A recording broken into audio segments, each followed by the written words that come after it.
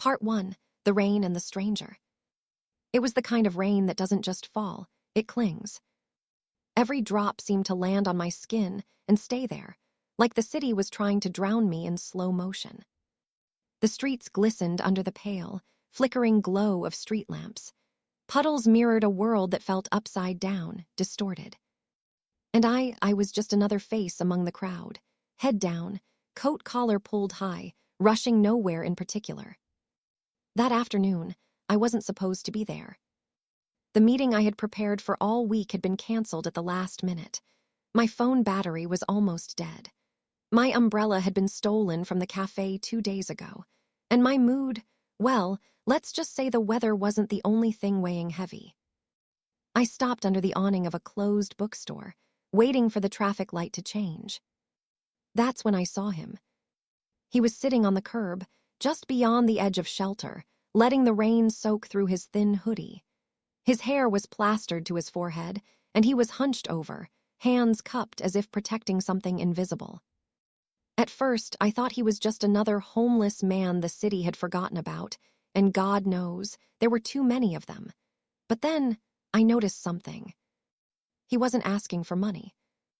No cardboard sign, no outstretched hand, no plea in his eyes. He just sat there, staring at the rushing water in the gutter like it was telling him secrets. The light turned green. People moved past him like a river splitting around a rock. I should have kept walking. I should have followed the current. But I didn't. I stepped toward him, feeling the rain soak through my shoes. "Hey," I said, half shouting over the hiss of passing cars. He looked up slowly, his eyes scanning my face like he was trying to remember if we'd met before. "You okay?" I asked. For a moment, he didn't answer. Then, with a faint smile that didn't quite reach his eyes, he said, "I've been better." I wanted to ask 100 questions. How long had he been out here? Did he have somewhere to go? Did he want a coffee? But instead, I just reached into my pocket. All I had was a crumpled $5 bill, the last of the cash I'd been carrying for days. I held it out. He looked at it like I'd just offered him a key to a door he wasn't sure he wanted to open. "You don't have to," he said quietly. "I know," I replied, "but I want to." He took it slowly, carefully, like it might break.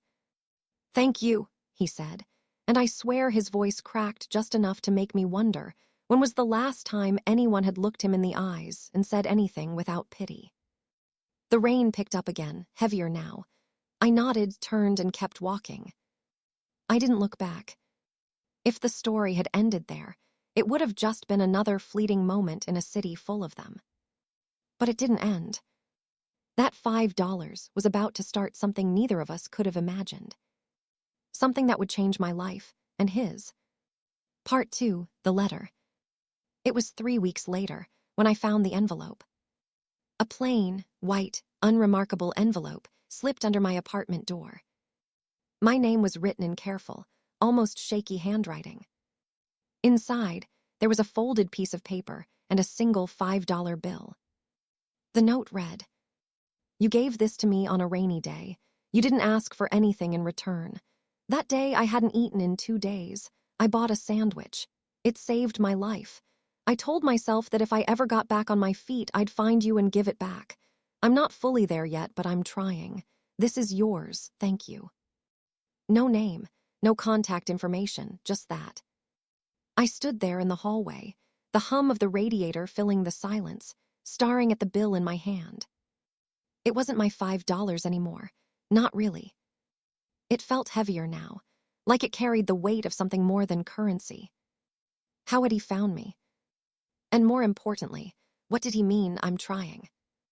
I slipped the bill back into the envelope and set it on my desk, but I couldn't stop thinking about it. All that night, sleep wouldn't come. Every creak in the building made me imagine someone standing outside my door. Every gust of wind through the window made me think of rain and that curbside meeting. By morning, I knew I couldn't let it go. I took the envelope with me and started asking around the neighborhood. The shop owners, the newspaper stand guy, even the old man who always fed the pigeons in the park. It was the owner of the corner deli, Maria, who gave me the first clue. You mean Jack? She asked when I described him. Tall, thin, brown hair, maybe late 30s. That sounds like him, I said.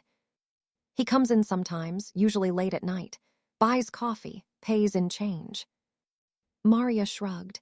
Nice guy, quiet, but there's something in his eyes, like he's somewhere else even when he's standing right in front of you. That night I went back to the deli and waited. Hours passed. My coffee went cold. The neon open sign buzzed like an insect in the window. Then he walked in. He didn't notice me at first. He was focused on the coins in his palm, counting them twice before placing them on the counter. Maria poured his coffee without a word. I stepped forward. Jack, I said. He froze. Slowly, he turned his head toward me.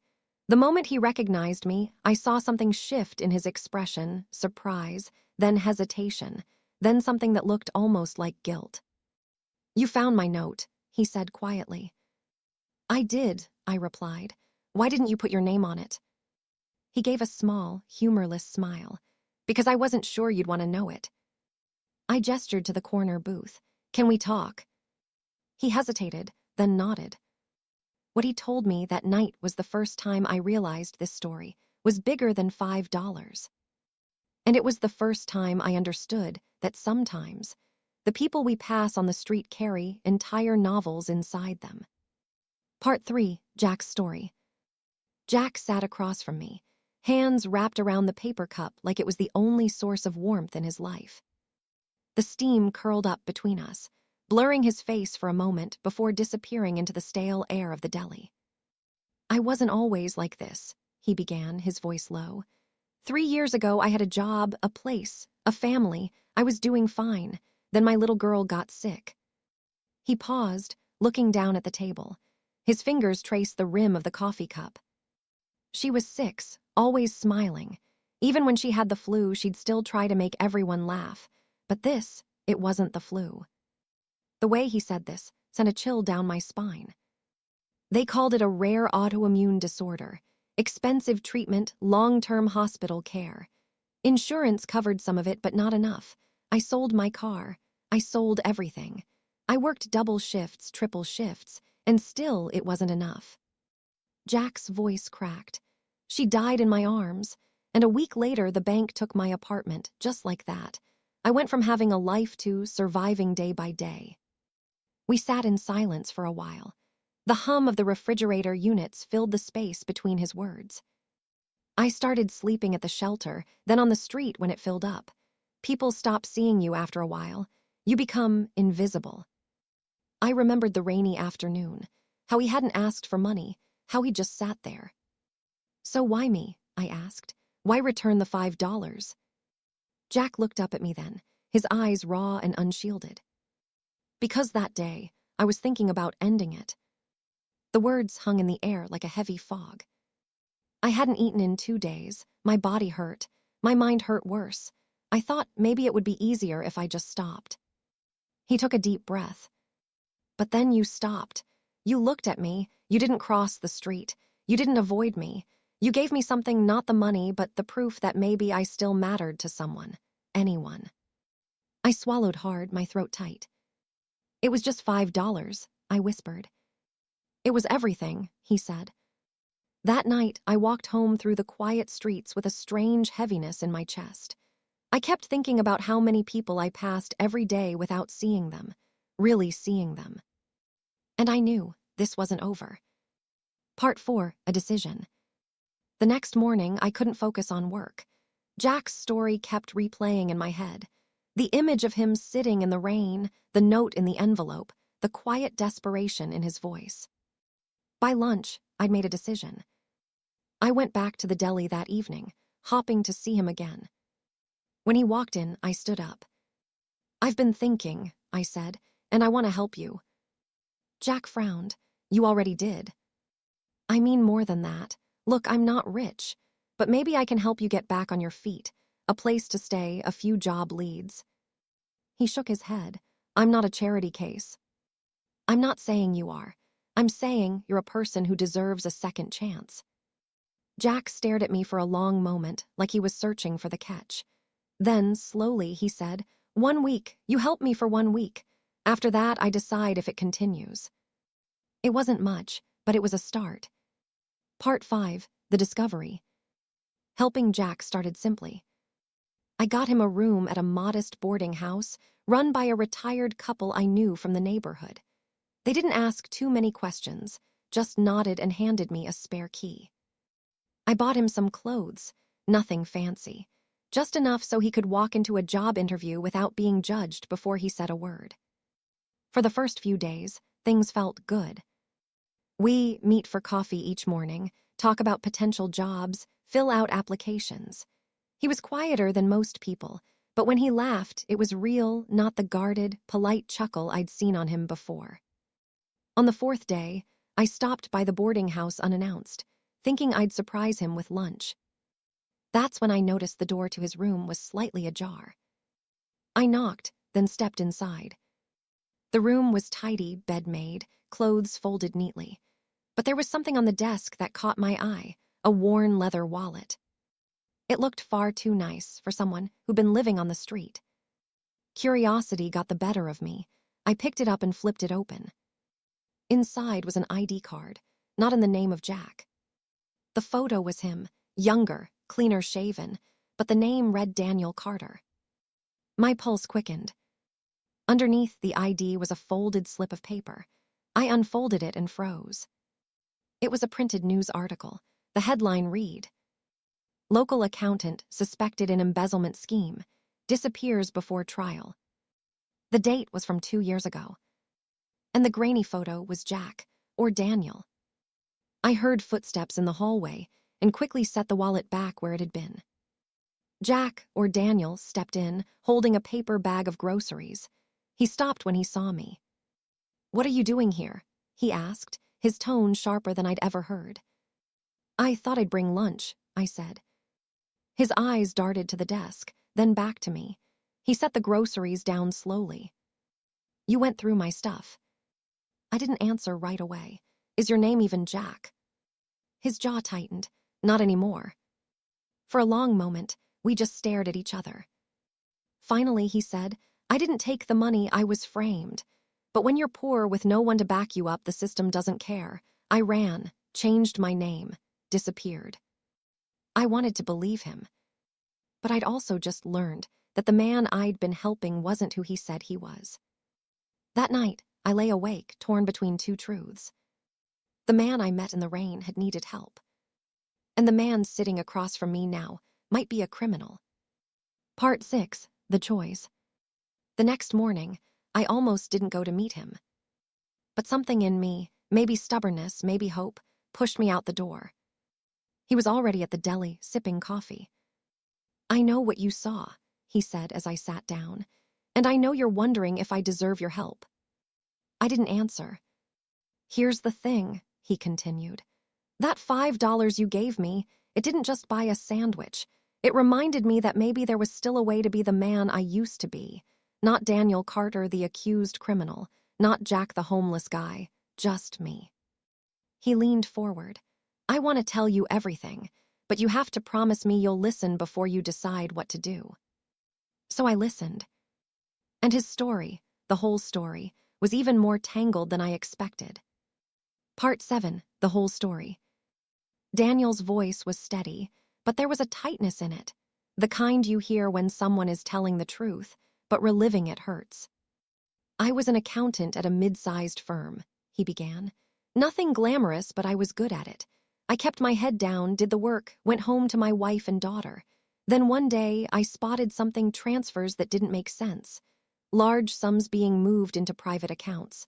I brought it up to my boss." He paused, shaking his head. "That was my mistake. I didn't realize he was the one orchestrating it."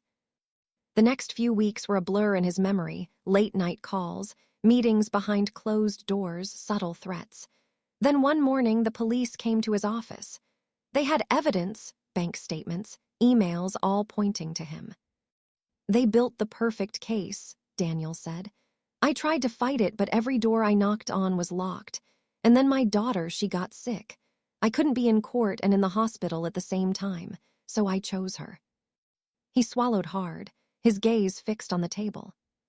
After she died, there was nothing left to fight for. I ran before the trial.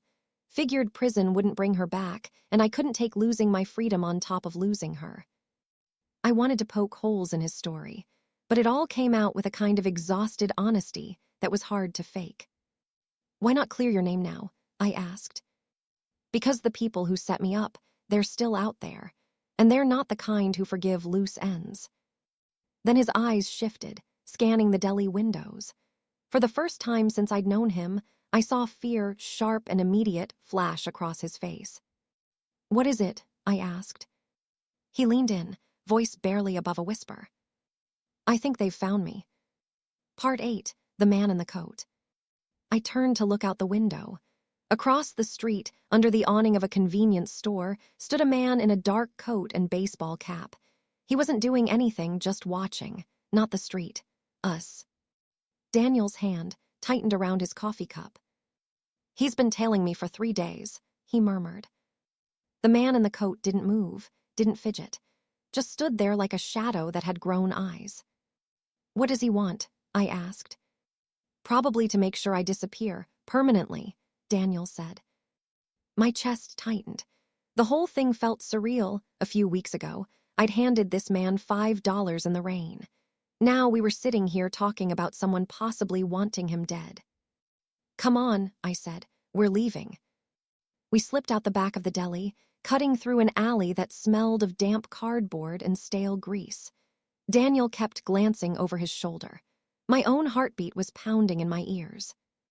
When we reached the street 2 blocks over, I finally asked, "What now?" Daniel looked at me, and in that moment, I understood. Helping him wasn't just about giving him food or a bed anymore. It might mean getting tangled in something far bigger and far more dangerous than I'd bargained for. Part 9, Cornered. We tried to keep moving, but every time we turned a corner, I felt it, that prickle on the back of my neck. It's strange how you know when you're being followed, even if you can't see it. We ducked into a busier street, hoping the crowd would swallow us up. Daniel kept his hood up, shoulders hunched, moving quickly but not running. Then I saw him. The man in the coat had cut across to intercept us. He was now just a half block away, matching our pace. Daniel stopped. "Keep walking," he said. "You're not part of this." But I didn't move. "If you're going to run, we run together." He gave me a look, part gratitude, part regret, then took off down a side alley. I followed. The alley was narrow and reeked of trash. Halfway through, a chain-link fence blocked our way. Daniel started climbing, but before he could reach the top, the man in the coat stepped in from the other side. He wasn't armed, at least not visibly, but his presence was enough to make the air feel heavier. "Daniel Carter," he said, voice low but carrying. "You've been hard to find." Daniel dropped back to the ground, chest heaving. "Tell your boss I'm done running." "That's not how this works," the man replied. I stepped forward, my pulse pounding. "Who are you? What do you want?" The man's gaze flicked to me, his lips curling into something between a smirk and a warning. "You should walk away, friend. This isn't your fight." But I didn't. He reached into his coat, and I tensed, expecting a weapon, but instead he pulled out a small envelope. "This is your last chance, Daniel. You show up at the address inside, and maybe we can make this disappear." With that, he slid the envelope into Daniel's hand, turned, and walked away. We stood there for a long moment, the sounds of the city muffled by the pounding in my ears. "What's in it?" I asked. Daniel tore it open. Inside was a single sheet of paper with an address and a time. Tonight, midnight. And at the bottom, in neat handwriting, "Come alone." Part 10, Crossroads. Back at the boarding house, Daniel paced the small room. "If I don't go, they'll come after me. If I do go, it's a trap." "Then don't go," I said. He stopped packing. "If I run again, I'll be looking over my shoulder for the rest of my life. I'm tired, man. I'm tired of hiding." His voice cracked slightly on that last word. I realized then that for Daniel, this wasn't just about survival. It was about reclaiming his name, his dignity. By nightfall, we had a plan. He wouldn't go alone. If it was a setup, at least he wouldn't face it without someone watching his back. But when midnight came, what we found at that address, it wasn't at all what we expected. Part 11, the meeting.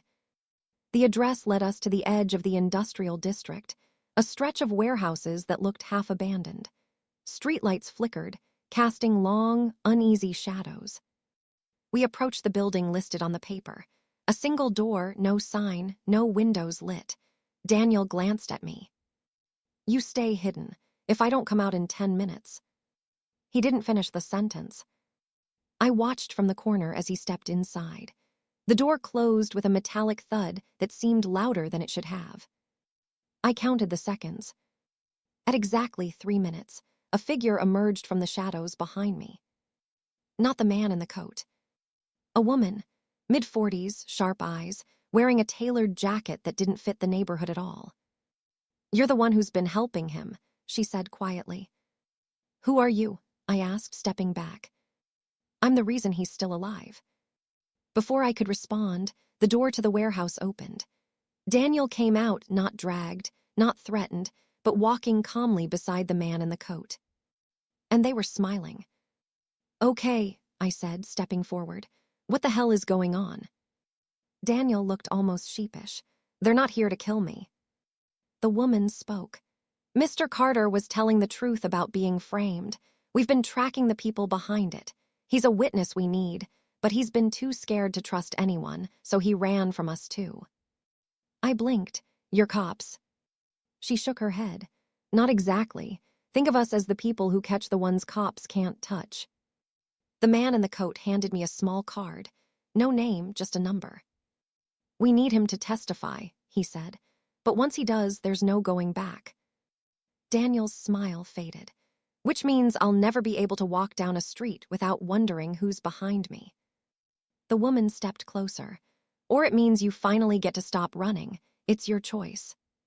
That's when it hit me. The $5 given him weeks ago hadn't just bought him a sandwich. It had bought him time. Enough time for this moment, the chance to step out of the shadows for good. Part 12, the decision.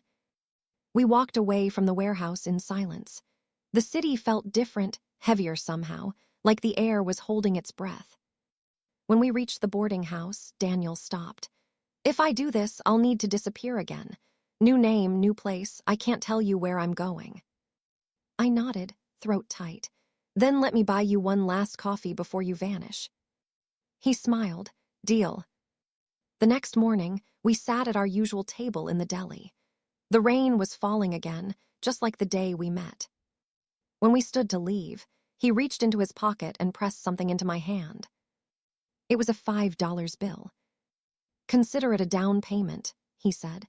"For the day I get to pay you back properly." Then he was gone. I never saw Daniel Carter again. But sometimes, when the rain hits the pavement just right, I think about that afternoon, and how a single small act can open a door neither person saw coming. And I keep that $5 bill in my wallet. Not for the money, but as a reminder that even the smallest kindness can change the ending of someone's story.